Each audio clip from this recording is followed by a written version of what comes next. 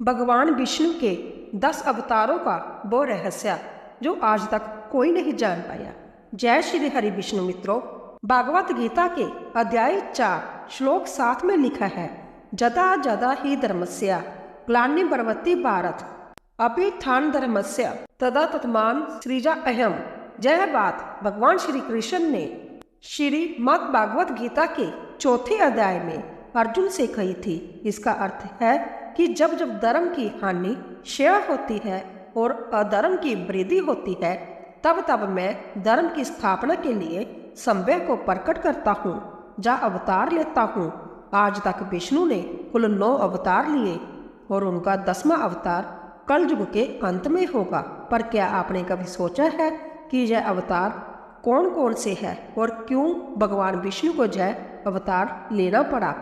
जैसे कि आपको पता ही होगा, ब्रह्मा जी ने इस अनंत काल चक्कर को 4 भागों में बांट रखा है, जो है सतयुग, त्रेता युग, द्वापर युग और कल युग। और हर युग में विष्णु जी ने अवतार लिए हैं। सतयुग में 4 अवतार, त्रेता युग में 3 अवतार, द्वापर युग में 1 अवतार और कल युग में 2 अवतार। इन 4 युगों में सतयुग को सबसे पवित्र और सबसे शांत युग माना गया है, जहाँ सब लोग मिलजुल कर रहते थे। छल कपट, अधर्म, अन्याय जैसे लोग नहीं थे। पर फिर क्यों भगवान विष्णु को सतयुग में 4 अवतार लेने पड़े? आखिर इसके पीछे क्या रहस्य है? और त्रेता युग के उस राम की कहानी को तो आप सभी ने सुनी होगी, जो त्रेता युग में विष्णु के आखिरी अवतार थे। पर क्या आपने त्रेता युग में जन्मे विष्णु के पहले अवतार के बारे में सुना है, जिन्होंने अपने पिता की आज्ञा पर अपनी माता का सिर धड़ से अलग कर दिया? आखिर ऐसी क्या मजबूरी रही होगी? और सबसे बड़ा रहस्य है विष्णु के 10वें अवतार का, जो कल युग के अंत में प्रकट होंगे और धर्म की रक्षा के लिए आखिर युद्ध लड़ेंगे। पर यह युद्ध साधारण नहीं होगा, यह मानव इतिहास की सबसे बड़ी युद्ध होगी और वह असुर कलिराज इतना शक्तिशाली होगा कि विष्णु के लिए उसे अकेले हराना असंभव होगा। तब 7 चिरंजीवियों के साथ गणेश जी भी एक भयानक अवतार लेंगे और उसके बाद जो होगा वह सुनकर तो आप भी चौंक जाएंगे। यह कहानी केवल विष्णु के 10वें अवतार की नहीं, बल्कि सृष्टि के संतुलन की है। तो चलिए आज हम आपको विष्णु के 10वें अवतार के दर्शन कराते हैं और उनके बारे में ऐसे बताएंगे जैसे आज तक आपको किसी ने नहीं बताया होगा। लेकिन उससे पहले अगर आपको वीडियो अच्छी लगी तो इसे लाइक करें, कमेंट श्री हरि विष्णु जरूर लिखें। बहुत समय पहले हैग्रीव नामक एक दैत्य ने चारों वेद छीनकर समुद्र की गहराइयों में छिपा दिए। वेदों के बिना संसार अंधकारमय होने लगा और उसी समय महाप्रलय का समय भी निकट आ गया। पूरी पृथ्वी जल में डूबने वाली थी। ऐसे संकट की घड़ी में भगवान ने सृष्टि को सुरक्षित रखने और ज्ञान की रक्षा के लिए मत्स्य रूप धारण किया। इसी बीच सतयुग के एक धर्मनिष्ठ आर्षि व्यसत मनु नदी के तट पर स्नान करने पहुंचे। तभी उनके करों में एक नन्ही सी मछली आ गिरी। मछली बोली, हे महात्मा, कृपा कर मेरी रक्षा कीजिए, बड़ी मछलियां मुझे खाएंगी। मनु को उस पर दया आई और उन्होंने उसे अपने कमंडलों में रख लिया। लेकिन यह तो बस शुरुआत थी। धीरे धीरे वह मछली बढ़ती गई, कमंडलों से तालाब तक, तालाब से झील तक और झील से नदी तक। हर बार उसका आकार इतना विशाल होता गया कि मनु चकित रह गए। अंततः जब उन्होंने उसे समुद्र में छोड़ा, तब वह एक विराट रूप में प्रकट हुई। मनु ने हाथ जोड़कर कहा, आप कोई साधारण जीव नहीं है, कृपा कर बताइए आप कौन हैं?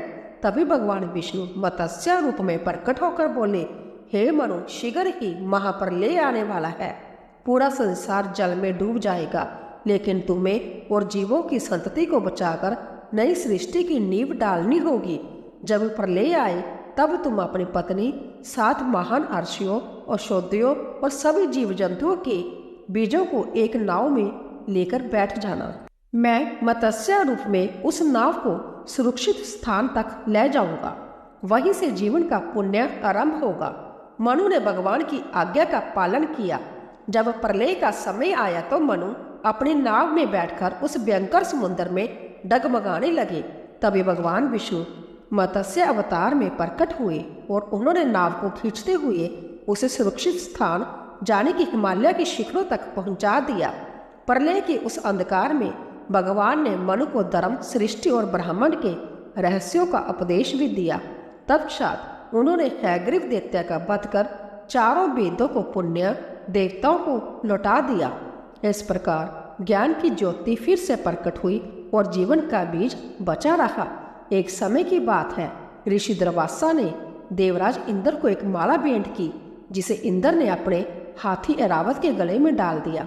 हाथी ने उस माला को पैरों तले रोंद दिया। यह देखकर दुर्वासा अत्यंत क्रोधित हो उठे और उन्होंने देवताओं को श्राप दिया कि उनकी समस्त शक्तियां क्षीण हो जाएंगी। श्राप के प्रभाव से देवता निर्बल हो गए। उधर दानवों ने इस अवसर का लाभ उठाकर उन पर आक्रमण कर दिया। देवता हारने लगे और घबराकर भगवान विष्णु की शरण में पहुंचे।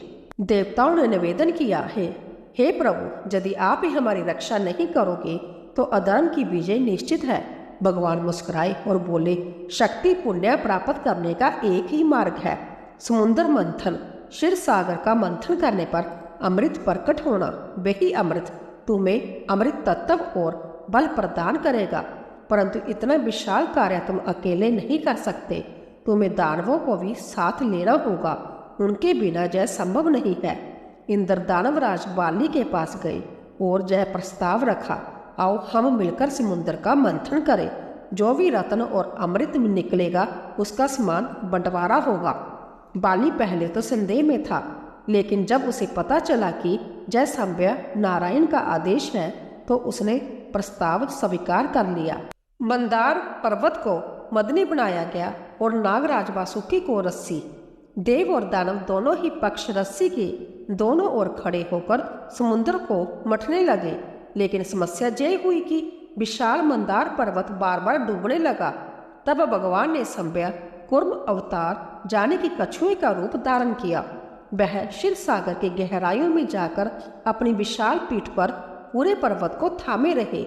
इस प्रकार मंथन सुचारू रूप से चलने लगा।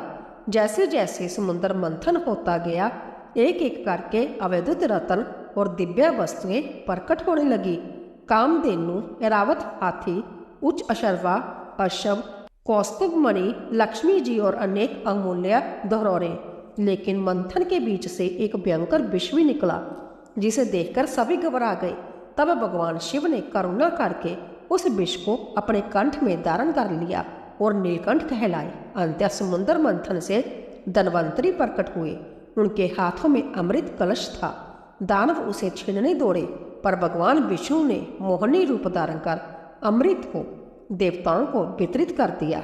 इस प्रकार देवताओं ने पुण्य अपनी शक्ति प्राप्त की और धर्म की रक्षा हुई। सृष्टि के आरंभिक युगों में दो असुर बाई उत्पन्न हुए, हिरण्याक्ष और हिरण्यकश्यप। दोनों ही दैत्य अत्यंत पराक्रमी और अहंकारी थे। उनकी शक्ति दिन प्रतिदिन बढ़ने लगी। धीरे धीरे उनका आतंक तीनों लोकों में फैल गया। देवता भी उनसे भयभीत हो गए और अधर्म चारों ओर हावी होने लगा। इनमें से हिरण्याक्ष विशेष रूप से गर्व और बल का प्रतीक था। अपनी शक्ति दिखाने के लिए उसने एक अवैध कृत्य किया। उसने संभ्य पृथ्वी का अपहरण कर लिया। उसने पृथ्वी को अपने बल से ले जाकर समुद्र की गहराइयों में छिपा दिया, जिससे जीव जंतु, मनुष्य और देवता सब चिंतित हो उठे। पृथ्वी माता ने करुणा भरी पुकार लगाई, हे नारायण, मेरी रक्षा कीजिए। उनकी पुकार सुनकर भगवान विष्णु ने एक अवैध रूप धारण किया। ब्रहा अर्थात दिव्य जंगली सुअर। उनकी गर्जना से तीनों लोग गूंज उठे। ब्रहा रूप धारण करके भगवान सागर की गहराइयों में उतरे। वहां हिरण्याक्ष खड़ा था, अपने अवैध बल पर घमंड करते हुए।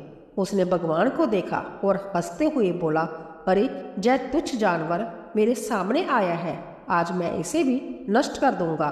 फिर प्रारंभ हुआ एक भयंकर युद्ध। समुद्र की गहराइयों में दोनों का संघर्ष इतना भीषण था कि देवता ऊपर खड़े होकर व्यय और आश्चर्य से देख रहे थे। इस महासंग्राम में अंततः भगवान ब्रह्मा ने अपने तीव्र दांतों से हिरण्याक्ष को उठा लिया और उसे चारों ओर घुमाकर परास्त कर दिया। फिर भगवान ने अपने विशाल दांतों पर पृथ्वी माता को उठाया और उन्हें जल से बाहर लाकर ब्रह्मांड के संतुलन स्थान पर स्थापित कर दिया। लेकिन यह कथा यही समाप्त नहीं होती। हिरण्याक्ष का भाई हिरण्यकश्यप इस घटना से क्रोधित हो उठा।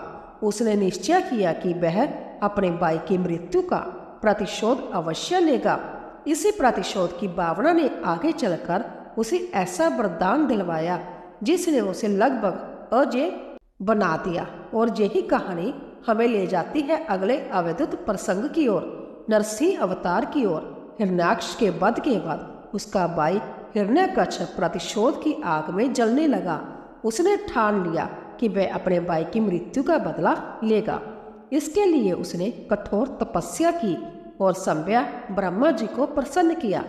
जब ब्रह्मा जी उसके सामने प्रकट हुए तो हिरण्यकश्यप ने उनसे ऐसा वरदान मांगा जिससे उसकी मृत्यु लगभग असंभव हो जाए।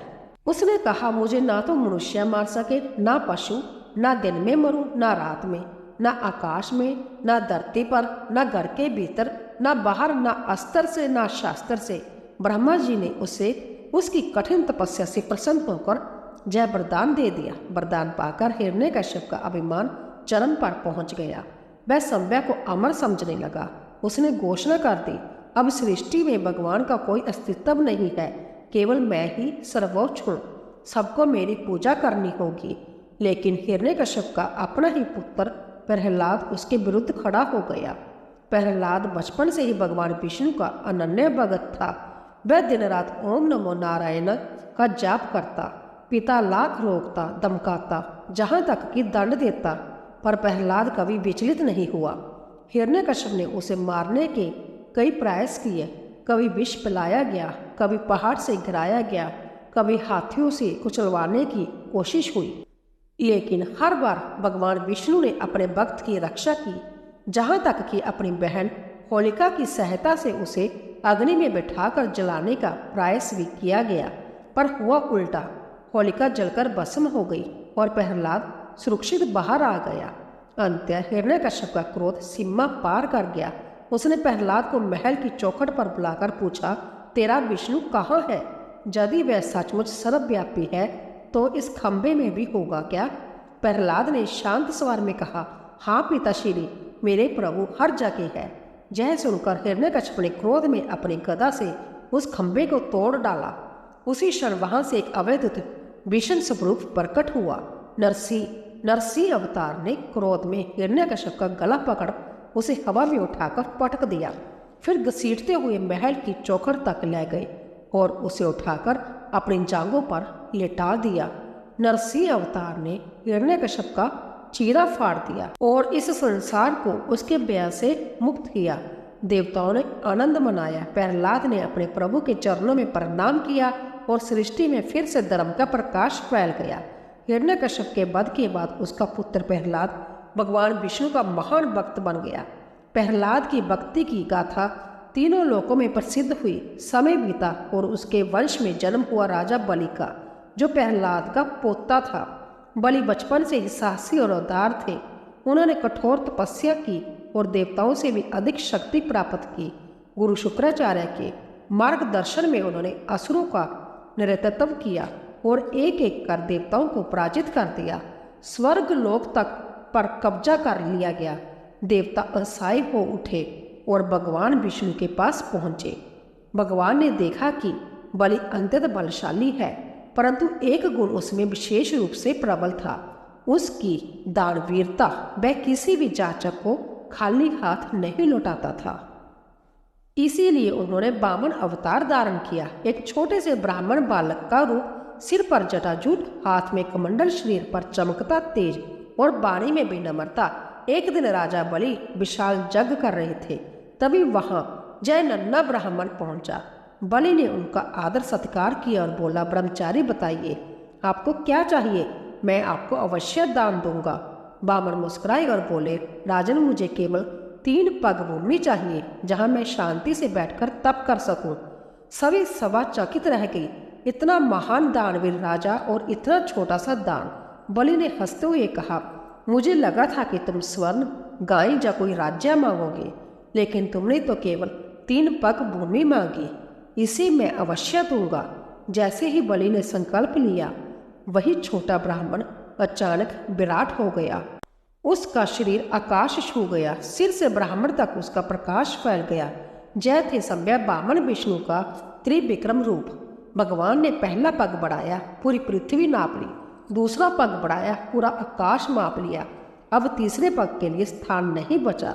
भगवान ने बलि की ओर देखा। बलि ने मुस्कुराकर अपना सिर झुका दिया और कहा, प्रभु, तीसरा पग आप मेरे मस्तक पर रख दीजिए।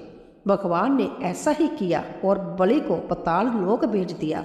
परंतु उनकी दानवीरता और सत्यानिष्ठा से प्रसन्न होकर विष्णु ने उन्हें आशीर्वाद दिया, राजन, तुम पाताल लोक में भी राजा बनोगे और मैं संभव तुम्हारे द्वार पर सदैव पहरा दूंगा। यही कारण है कि आज भी लोग मानते हैं कि राजा बलि के द्वार पर संभव विष्णु वामन रूप में द्वारपाल बने खड़े हैं। सतयुग और त्रेता युग के संधिल में जब अधर्म बढ़ने लगा, तब भगवान विष्णु ने अपना छठा अवतार लिया, परशुराम। उनका जन्म ऋषि जमदग्नि और माता रेणुका के घर हुआ। बचपन में ही उन्होंने शास्त्रों की गहन शिक्षा प्राप्त की। वे महादेव के अनन्य भगत थे और भगवान शिव ने ही उन्हें एक दिव्या फरसा प्रदान किया। तभी से वह परशुधारी राम अर्थात परशुराम कहलाए। एक दिन ऋषि जमदग्नि ने अपने पुत्रों को आदेश दिया कि वह अपनी माता का वध करें। परशुराम के बड़े भाइयों ने इस आदेश का पालन करने से इनकार कर दिया, लेकिन जब परशुराम के सामने यह आज्ञा आई तो उन्होंने धर्म और पितृभक्ति को सर्वोपरि मानते हुए बिना विचलित हुए अपनी माता का सिर काट दिया।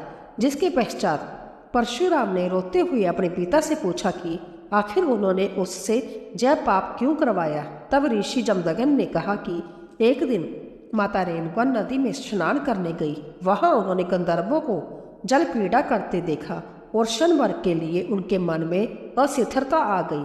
जब वह आश्रम लौटी तो महर्षि जमदग्नि ने अपनी जोग दृष्टि से यह जान लिया, परंतु महर्षि जमदग्नि ने परशुराम की आज्ञा पालन भावना से प्रसन्न हुए और उन्हें वरदान दिया। परशुराम ने उसी क्षण अपनी माता के पुनर्जीवन की प्रार्थना की और रेणुका पुण्य जीवित हो उठी। यह प्रसंग परशुराम के कठोर धर्म पालन और अदम्य भक्ति का प्रतीक है। समय बीता। एक दिन हेयवंशी राजा सहस्र अर्जुन जमदग्नि के आश्रम आया। वहां उसने कामधेनु नामक दिव्य गाय देखी, जिसके द्वारा ऋषि सब अतिथियों का सत्कार कर सकते थे। लालच में आकर सहस्र अर्जुन ने बलपूर्वक कामधेनु को छीन लिया। जब परशुराम को इसका समाचार मिला तो उन्होंने अकेले ही राजा और उसकी विशाल सेना का सामना किया। उन्होंने सहस्र अर्जुन का वध किया और कामधेनु को वापस ले आए। सहस्र अर्जुन के पुत्रों ने प्रतिशोध स्वरूप ऋषि जमदग्नि का वध कर दिया। यह समाचार पाकर परशुराम क्रोध से जल उठे।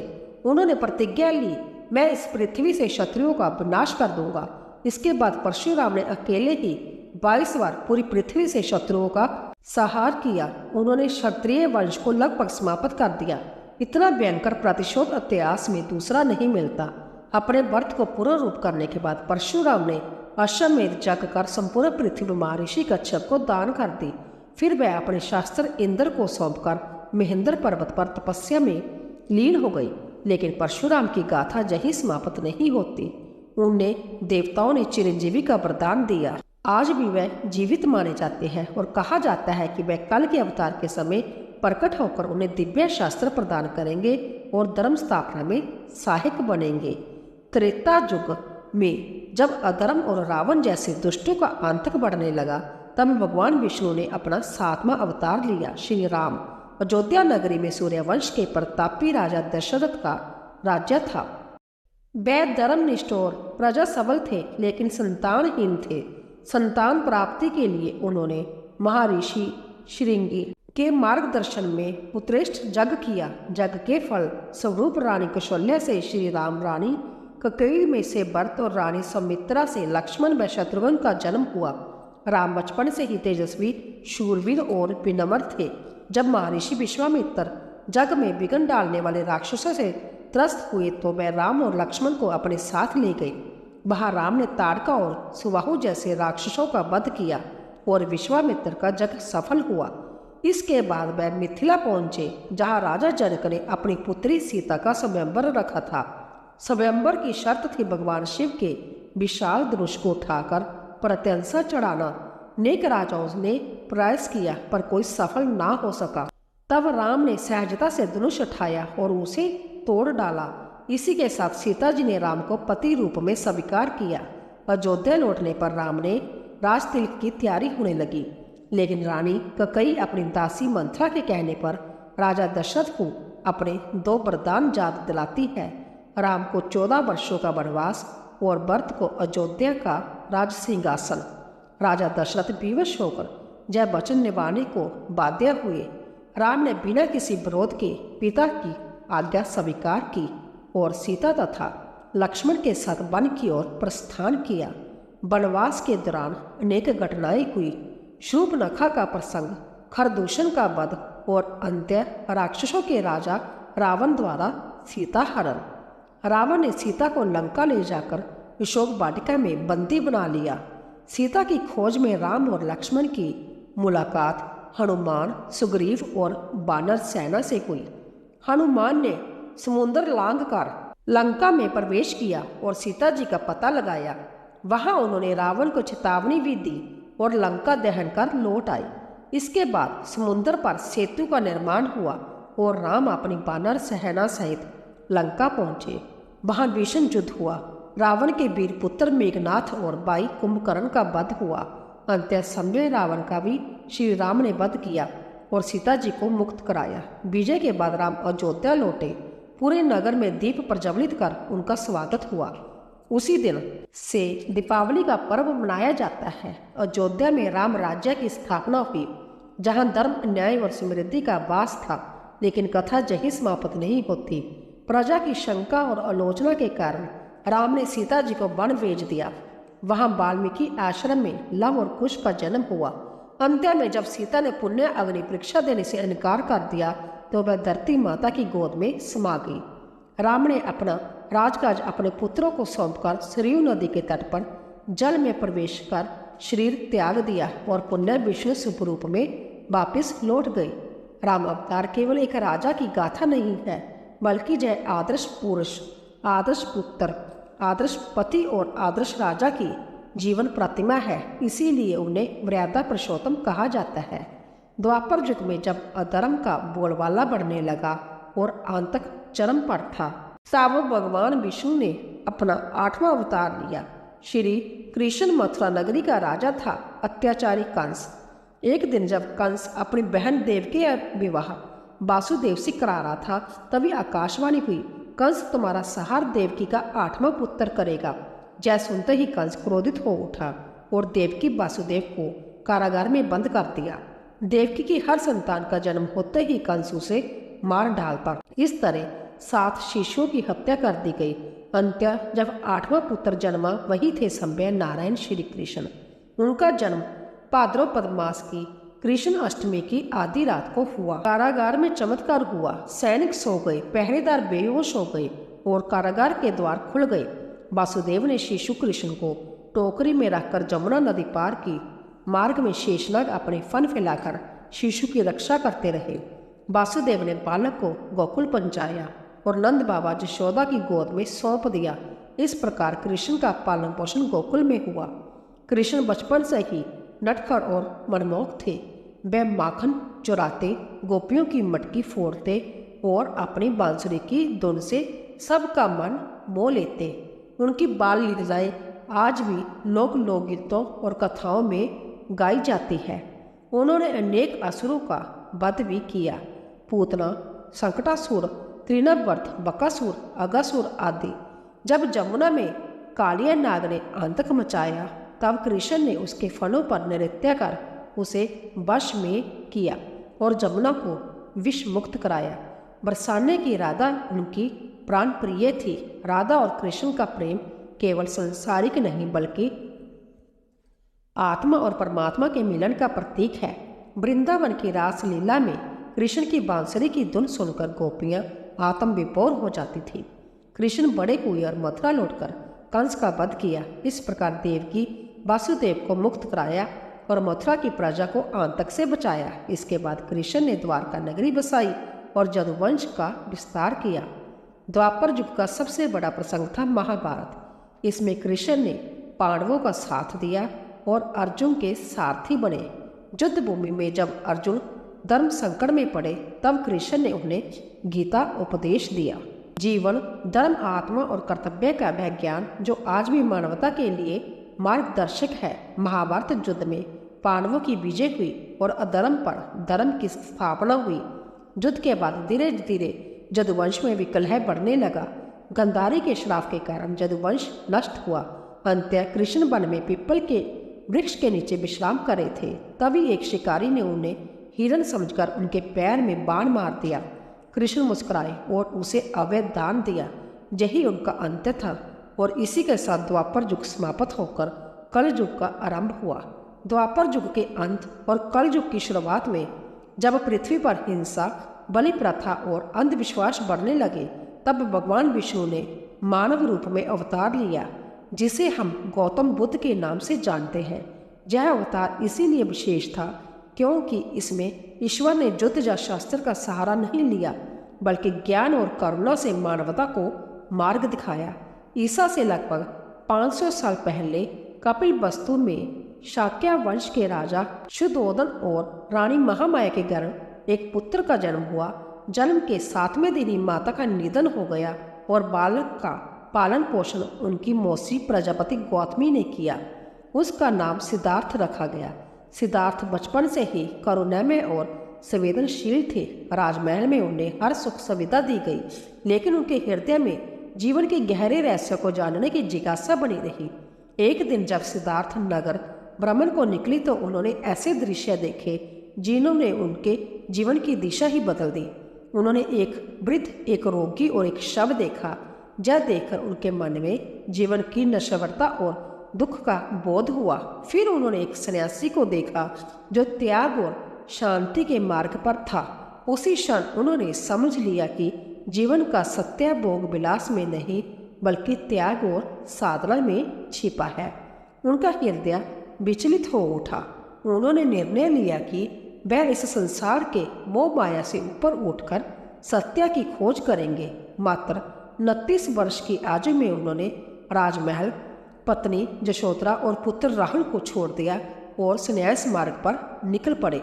वर्षों तक उन्होंने कठोर तपस्या की, अनेक गुरुओं से शिक्षा ली, लेकिन उन्हें शांति नहीं मिली। अंत्य वह बोधगया पहुंचे और वहां एक पीपल के वृक्ष के नीचे ध्यानस्थ हो गए।